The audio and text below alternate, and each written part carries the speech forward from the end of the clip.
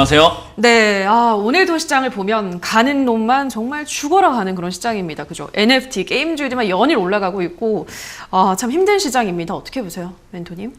네, 저는 사실 별로 힘들지 않아가지고 잘 모르겠습니다. 네. 일단 게임주는 제가 입이 닳도록 이야기를 많이 했었어요. 사라, 게임주, 제가 게임 좋아한다. 그러니까 앞으로 올라갈 게 뻔하다. 그러니까 올라갈 게 뻔한 게 왜 안 샀냐라고 올 중반부터 계속 이야기해드렸거든요. 근데 이제서야 또 관심 가지고 사시는 분들이 있을지 모르겠는데 지금 팔아야 될 때죠. 그걸 이제 샀으면 팔아야 될 텐데 나는 산 적이 없는데 어떻게 팔아요? 그러면은 내 거 아닌 거예요. 그러니까 그렇게 자꾸 보낼 줄 알아야 되는데 사람들은 또 지금이라도 뭔가 사야 되지 않을까라고 고민하는 것 같아요. 그러니까 괴로운 거예요. 내 종목은 자꾸 빠지는데 미리 올라가는 종목들이 있다. 근데 우리가 좀 시간을 돌려서 생각 한번 해보게 되면 전 게임주 사라고 하면서 여러분들께 제일 많이 말씀드렸던 게 현금화였어요. 사지 마라. 아무것도 사지 마라. 게임주, 식음료 파트. 그러니까 올라가지 않은 종목을 잡아놨으면 괜찮은데 그게 아니면 절대 아무것도 사지 마라 라고 말씀드렸죠. 우리가 현명한 사람들은 남의 조언을 듣고 나의 인생을 바꾸는데 조금 이렇게 그 사람의 조언을 쓰기도 하는데 어리석은 자들은 항상 겪어야 한다라고 이야기하는 게 있어요. 여러분들이 조금 어리석은 분인지 현명한 분인지는 스스로 한번 판단 한번 해보시면 좋을 것 같아요. 남의 조언을 어떻게 받아들였는가. 지금 시장은 사실 현금화했던 사람들의 승자가 되는 시장이에요. 현금화를 했기 때문에 속 편하고 그리고 제가 말씀드렸던 것처럼 세상은 공평하다. 올라간 기업을 잡지 말고 올라가지 않은 기업을 잡아놓으면 다 득을 본다라고 말씀을 드렸죠. NFT 요즘에 대해서 이야기 나오고 있는데 저도 NFT 때문에 게임주가 올라갈 거라는 생각은 하지 않았습니다. 왜냐하면 당연한 거죠. 제가 NFT에 대해서 뭘 대단히 알겠습니까? 근데 게임주가 올라갈 건 뻔했던 거예요. 실적이 좋았고 저점이 있었고 그렇기 때문에 올라간 거죠. 그럼 지금 상황에서는 어떤 기업들이 올라갈까요? 역시나 실적은 좋은데 올라가지 않은 기업들이 올라가겠죠. 지금이 아니라 우리가 내년 상반기를 또 노리고 투자를 해야 된다는 거예요. 그러면 여러분들이 지금은 어떤 종목에 눈을 돌리는 것이 맞을까? 지금 안 가고 있는 종목에 눈을 돌려야 되겠죠. 지금 안 가고 있는데 실적이 좋은 관련 기업들은 무엇이 있을까? 많잖아요. 일단 제일 처음으로 말씀드려볼 만한 것은 역시 반도체 장비 업종들이 지금 많이 빠져 있습니다. 그리고 두 번째는 제가 늘 말하는 거죠. 식음료 파트가 많이 빠져 있다는 거죠. 식음료 파트는 앞으로 식량난이 지금 계속 화두가 될 것임에도 불구하고 많이 안 가고 있어요. 힘이 없죠. 빠져 있죠. 그러면 사람들은 그렇게 생각합니다. 괴로워요. 이거 어떻게 해야 되나요? 문현지 멘토가 식음료 좋다고 했는데 안 가요. 그렇겠죠. 이거는 사람들이 또 좋다고 느낄 때 그때 올라갈 거거든요. 식량난 저는 미리 예측을 하고 있는 거고 세상이 뉴스에서 또 이야기하고 떠들어줄 때 그때 식량 관련주들이 올라가게 될 겁니다. 그게 언제일지는 알 수가 없어요. 하지만 지금은 게임주로 돈이 많이 몰려가 있다는 거죠. 게임주를 잡고 계셨던 분들이라고 한다면 급등 나왔을 때 잘 매도하는 게 맞는 것 같고요. 그게 아니면은 그냥 내 거 아니다. 내가 기회를 놓쳤구나라고 인정을 하셨으면 좋겠어요. 그냥 문현지 멘토가 이야기할 때 샀으면 수익 많이 났겠다 하고 그냥 인정하고 다음 투자를 하면 되는 거거든요. 그래서 저는 지금 여러분들이 괴로워하는 이유가 예전에 내가 이랬어야 되는데 저랬어야 되는데 때문에 괴로워한다 생각을 하거든요. 저는 이제 그렇게 하지 마시고 앞으로 이래야 되겠다, 저래야 되겠다라는 교훈으로 삼으셔가지고 오늘부터 어떻게 해야 될지를 빨리 결정하시는 게 좋다 생각이 듭니다. 일단 지수 자체는요. 2900포인트가 지지가 되냐 안 되냐의 문제거든요. 2900포인트가 지지가 된다면은 쌍바닥이라고 하죠. 쌍바닥을 그려주면서 위쪽으로 올라갈 가능성이 생깁니다. 근데 제 생각에는 지지가 안 될 것 같아요. 그러니까 오늘 지지가 되는 것처럼 보여주고 많으면 내일까지도 양봉을 넣으면서 반등 나가는 것처럼 보이면서 속이다가 아마 다음 주나 빠른 시일 내에 바로 2900을 깨고 내려갈 가능성이 높다고 보여집니다. 그 이유는 무엇일까? 일단 대표적인 종목이죠. 삼성전자를 안 볼 수가 없을 것 같아요. 삼성전자가 지금 저점을 깨고 내려가고 있는 과정이거든요. 그래서 아래쪽에 추세 라인이 이렇게 저점 지지대가 있었는데 그게 이제 오늘로써 깨지고 밑으로 하락세로 좀 뭔가 변화가 생겼다라는 거예요. 이렇게 하락세로 변화가 생기면 어떤 일이 발생이 되나요? 추가 하락이 생길 가능성이 높습니다. 지난번에도 이렇게 떨어지다가 요쯤이었죠. 떨어지다가 생겼던 저점이 있었어요. 추세 하단부가 이렇게 만들어져 있었는데 저기도 저점을 깨고 무너지기 시작하더니 갑자기 추가 하락이 생기면서 우리가 최근에 이제 반대매매 장세가 나오고 막 툭툭 떨어지고 깜짝 놀랐던 장세가 있었잖아요. 작년이 아니고 지난 9월, 10월쯤이었죠.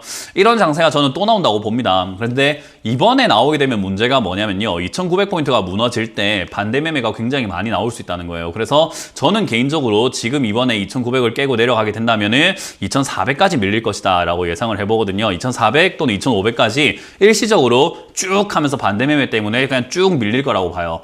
현금 들고 있던 분들은 좋은 기회가 될 겁니다. 그리고 밀려 내려갔다고 했을 때 밀리고 안 올라오는 게 아니에요. 다시 올라옵니다. 그렇기 때문에 들고만 계시면은 다시 본전을 찾거나 오히려 반등폭이 더 커가지고 떨어졌던 거는 10%였는데 반등은 20%여가지고 오히려 손실을 줄이거나 수익을 내서 나오는 분들도 분명 계실 거예요. 그러니까 지금은 여러분들이 하실 수 있는 게 뭐냐라고 했을 때는요. 들고 있는 종목을 최대한 건들지 않는 겁니다. 추가 매수도 안 된다는 말이고요. 신규 매수도 안 된다는 말이고 손절도 안 된다는 말이죠. 떨어질 것 같으면 손절하는 게 낫지 않을까요? 제 말이 법이 아닙니다. 여기 무조건 떨어진다는 보장이 없어요. 2900이 지지가 안 되었을 때 떨어질 가능성이 높다라고 저는 예측을 하고 있는 거고요. 그렇게 분석을 해놓은 거지 제 분석이 100% 맞을 수도 없다라는 거죠. 그래서 2900이 무너졌을 때 의외로 2700 반등이 나오면은 손절하신 분들은 괜히 억울한 심정만 생기겠죠. 그렇기 때문에 시장은 가만히 보면서 대응을 해야 되는 거고요. 안전에 대한 관리를 매일매일 그냥 내가 내 스스로 할 수밖에 없다라는 거죠. 현금화도 제가 떨어질 걸 100% 알고 있었기 때문이 아니라 떨어질 수도 있으니 그때 대응할 방법을 만들려고 한다면 현금화를 하세요. 안전 벨트와 같은 거예요. 벨트를 맸다. 근데 무조건 벨트 맸다고 사고 나나요? 그건 아니라는 거죠. 사고 났을 때 지켜주는 거죠. 현금도 똑같다 개념을 잡으시면 되겠습니다. 그래서 지금 상황에선 여러분들이 할 수 있는 거 없습니다. 그냥 안 했으면 좋겠어요. 아무것도 안 하고 가능하시다면 내가 주식 투자를 하고 있다는 것을 잊어버리셨으면 좋겠어요. 내가 지금 뭐 하고 있었지? 내가 뭐라고 했더라? 잊어버리라는 거예요. 지금은 아무것도 하지 마세요. 그냥 내가 계좌가 있다는 사실도 잊어버리시고 물려있다는 사실도 잊어버리시고 내가 하는 종목도 다 잊어버리세요. 그러면은 지수가 떨어졌을 때 그때서야 여러분들이 뭔가 깨닫고 할 수 있는 것들이 생길 겁니다. 그 전까지는 식음료 파트 가지고 계신 분들은요. 좋은 꿈을 꾸시면서 좀 올라가겠구나, 게임주처럼 되겠구나 라고 생각하셔도 좋을 것 같고요. 식음료 파트가 아닌 기업들 잡고 최근에 매수하신 금액을 종목을 잡았다 하신다면은 떨어지고 반등 나올 때 내가 그때는 기필코 탈출하리라 라고 하는 그런 다짐이 좀 필요할 것 같습니다. 그래서 지금은 현금화 하신 분과 하지 않은 분의 약간 희비가 엇갈릴 것이고, 그리고 제가 말씀드렸던 것처럼 떨어진 기업을 잡아놓았던 분들은 조금 좋은 꿈을 꾸실 수 있겠지만 올라간 기업을 잡으신 분들은 조금 괴로운 꿈을 꾸시지 않을까. 그 차이가 극명하게 나뉘어질 것이다. 근데 그거는 어쩔 수가 없다라는 것만 여러분들이 조금 인식을 하시고 다음번에 이런 일을 안 만드는 것이 중요하다는 것만 좀 깨달아 주시길 바라겠습니다. 네, 지금 게임주를 따라잡는 거는 좀 위험할 수 있다라는 의견을 설명을 해드렸고요. 식음료주나 반도체 장비주들 실적은 좋은데 주가 바닥에 있는 종목들 미리 체크를 해두자라는 설명 전해드렸습니다. 자, 그럼 저희는 유튜브 상담으로 넘어가도록 할게요. 무더말콤님께서 올려주셨습니다. LF 덕분에 게임주 등 많이 봤습니다. 의류 화장품주를 좋다고 하셔서요. 이 LF 신규 매수가 어떨까요? 라고 하셨거든요. 어떻게 보세요? 글쎄요. 의류 화장품 쪽이 좋긴 해요. 근데 이제 저는 의류 화장품보다는 식량 쪽이 더 좋지 않나 생각을 하고요. 네. 의류 화장품 살 거면 저는 종목 딱 하나밖에 말씀 안 드렸거든요. 알고 계세요? 아니요. 화장품 살 거면은 딱 여기 것만 사라. 네, 그것만 사면 된다. 예. 아무래 G 아니라고 말씀드렸죠. 네. G는 그냥 펀드 회사나 하고 증권사나 하면 된다. 아무래 퍼시픽 사라라는 이야기를 많이 드렸거든요.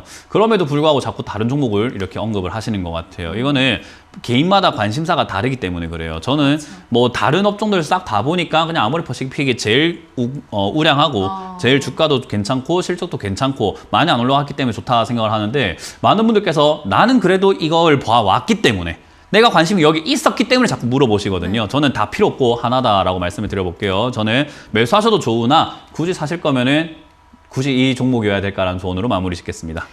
알겠습니다. 자, 그럼 다음 댓글도 볼게요. 이번에는 오성희님께서 올려주셨습니다. 마니커 4,540원에 10% 반은 손절을 하고 유증 감자까지 받았습니다. 손실을 줄일 법 가르쳐주세요 라고 하셨는데요.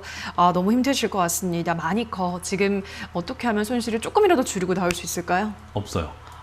네, 방법이 없어요. 그래요? 네, 뭐 많은 분들께서 답이 있는 걸 좀 여쭤보시면 정말 좋거든요. 네. 답이 없는 상황에서 답이 뭡니까 하면 답이 없는 걸 없다고 말씀드리는 게 전문가의 저는 역할이라고 생각을 해요. 그러니까 분명 답이 있을 겁니다. 힘을 내세요. 위로하는 것도 분명 중요하겠지만 이게 주식이라는 게 돈이 걸려 있고 미래가 걸려 있고 시간이 걸려 있고 사람이 정말 괴롭단 말이에요. 근데 그런 상황에서 아닌 건 아니다라고 말씀을 드려야 되는 게 저는 맞다고 생각을 해요. 아프지만 저도 뭐 이렇게 말하는 게 마음 편하겠습니까?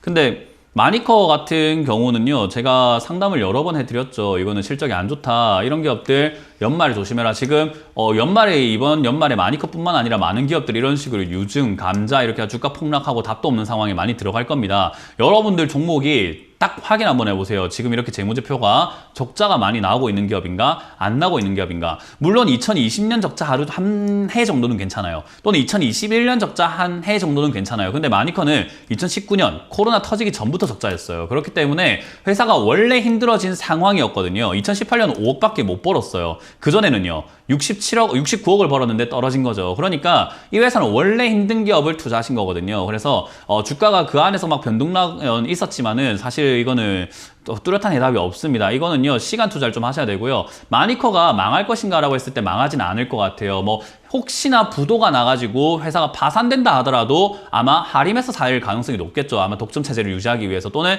다른 기업에서 투자할 가능성이 높겠죠. 그래서 바닥에서 자리를 잡고 주가가 자리 잡고 나면은 뭐 나중에 뭐 최대 주주 변경이라든지 3자 배정 유증이라든지 이런 것들 통해서 이상 급등 현상이 나올지는 모르겠으나 지금 현 상황에서는 답이 있다라고 말씀드리기는 힘들어요. 그래서 정리를 좀 하셨지만 저는 시간 싸움을 이제 나머지는 그냥 솔직히 이거 없다고 생각하시고 한 3년 정도 잡고 가신다면은 분명 좋은 기회가 한번 올 것 같긴 해요. 그래서 그런 점을 좀 감안해서 지금 나머지 비중은 또 손들하지 마시고 그냥 그대로 들고 가보자. 그리고 한 3년 안에는 좋은 기회가 올 거니까 TV에서 제가 좀 더 조언을 좀 드려보도록 하겠습니다.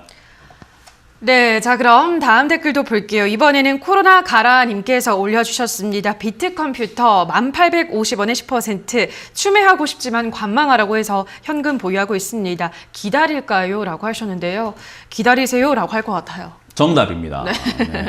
이번엔 맞췄네요. 네, 정답. 이런 기업들 살 필요 없어요. 일단 제가 항상 말씀드리지만은 급등하고 옆으로 횡보하고 있는 기업들 이런 거는 잡을 이유가 없어요. 특히나 저점 라인 때 다가와 있는 기업들이 저점 깨지면 원래 손들어야 되는 자리거든요.